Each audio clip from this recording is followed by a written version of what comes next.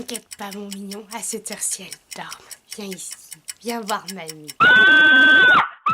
C'est rien, c'est juste Connor qui se réveille de son cauchemar. Bonjour les amis, j'espère que vous allez bien. Aujourd'hui je vous parle d'un livre que vous risquez de beaucoup voir ces prochains temps, mais je pouvais pas passer à côté, je ne pouvais pas ne pas vous en parler. Quelques minutes après minuit de Patrick Ness qui a repris une idée originale de Siobhan que je vous marquerai ici. Les illustrations sont de Jim Kay, c'est paru chez Gallimard Jeunesse. Cette édition là, elle était publiée déjà en 2012 sous une plus petite édition guide de poche. Celui-ci, il y a en plus le roman original plus des interviews par rapport au film en fait, tout simplement des images, interviews de l'auteur, de l'éditeur, du réalisateur, des acteurs, etc. Connor est un jeune garçon qui vit avec sa mère qui est malheureusement atteinte d'un cancer. Toutes les nuits, il fait cet horrible cauchemar. Et pendant que la vie suit son cours, que la maladie de sa maman avance et le harcèlement dont Connor est victime au collège continue, il reçoit la visite d'un monstre. À minuit 7 précisément. Le monstre lui conte 3 histoires et en échange et en retour, Connor devra lui aussi lui raconter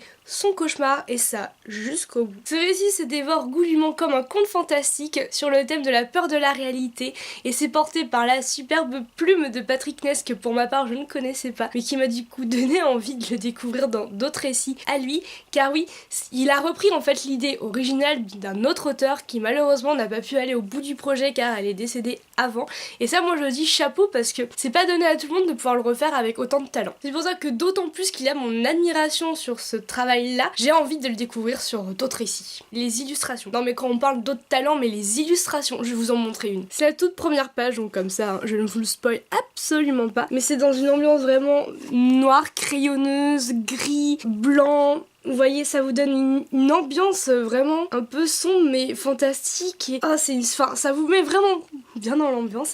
Et les illustrations sont très belles. Ça rajoute d'autant plus à la magie du récit, si on peut dire ça comme ça, plutôt au fantastique du récit. On sent qu'il y a une peur en fait, c'est ça, c'est que ça vous met face à une peur, hein, vu que le thème c'est quand même la peur de la réalité. Et voilà, c'est vraiment présent. J'ai adoré. Et pour la fin, ne vous inquiétez pas, il n'y aura pas de spoil dans cette phrase, mais waouh, enfin, pendant 2-3 jours, j'ai pas pu ouvrir un autre livre. C'était pas possible. Même maintenant, Connor me manque, cette histoire me manque, ça a été une lecture agréable dans le sens où au début, je voulais la commencer et la lire toutes les nuits parce que comme ça se passe la nuit, il y a un monstre, je me dis ça va être génial pour des frissons et en fait j'ai pas pu résister à l'appel de la lecture. Vous savez quand vous y pensez, même quand vous faites autre chose, quand vous êtes au travail, quand vous êtes sous votre douche, quand vous êtes avec des amis, vous savez cette histoire dans votre tête qui vous appelle, et ben ça a été pareil.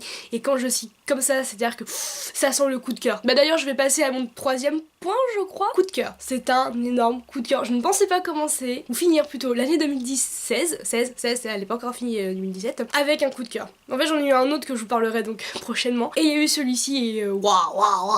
Et le dernier point, vous en avez sûrement entendu parler parce qu'actuellement il est sorti au cinéma, donc le 4 janvier je rappelle, hein, pour ceux qui l'ont loupé. Je vais aller le voir, je sais pas quand encore mais je vous en parlerai très vite.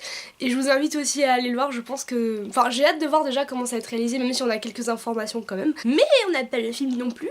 Je pense que ça peut être intéressant de voir l'adaptation cinématographique. D'ailleurs l'auteur a participé au scénario et ça je trouve ça très intéressant. Souvent c'est mieux réussi quoi, moi ça me rassure. D'ailleurs pour finir je regrette pas cette édition que j'ai achetée à Montreuil, hein, parmi tous les livres que j'ai achetés à Montreuil, vous l'avez peut-être reconnu, mais je regrette pas cette édition parce que déjà c'est du solide, les images sont plus grandes que la version dite de poche, la première qui est publiée ou parue en 2012, et ouais, les images claquent plus du coup je trouve, et j'aime bien justement cette interview de l'éditeur, de l'illustrateur, parce que que ce soit l'auteur ou l'illustrateur et voir l'éditeur, ils vont parler aussi sur comment le projet a été mis en place, et après par rapport au film, donc c'est hyper intéressant, donc je ne regrette pas celui-ci. Je vous conseille du coup plus cette édition là, mais après vous faites comme vous voulez. Si vous voulez juste savoir l'histoire, la toute première édition ça suffit amplement. Et vous, est-ce que vous allez voir le film? Est-ce que vous avez lu le livre? Est-ce que vous en avez entendu parler? Est-ce que ça vous a donné envie de vous y intéresser?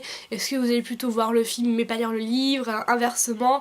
Dites-moi en commentaire, moi ça me fera super plaisir de vous parler de ce livre là en commentaire, ou d'autres choses, ou de films aussi, parce que c'est mon coup de cœur. Alors j'ai encore d'autant plus envie d'échanger avec vous et d'avoir vos avis et vos conseils, etc. Je vais vous laisser parce qu'il est bientôt minuit 7 et je crois que les pages vous appellent. Alors sur ce, je vous dis à très bientôt et je vous fais de gros bisous. Le monstre apparut juste après minuit, comme tous les monstres. Connor était réveillé. Il venait de faire un cauchemar. Enfin pas un cauchemar, le cauchemar.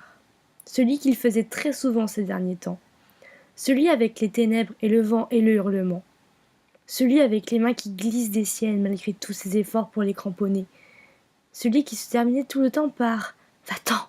chuchota Connor dans l'obscurité de sa chambre en essayant de repousser le cauchemar, de l'empêcher de le suivre dans le monde du réveil.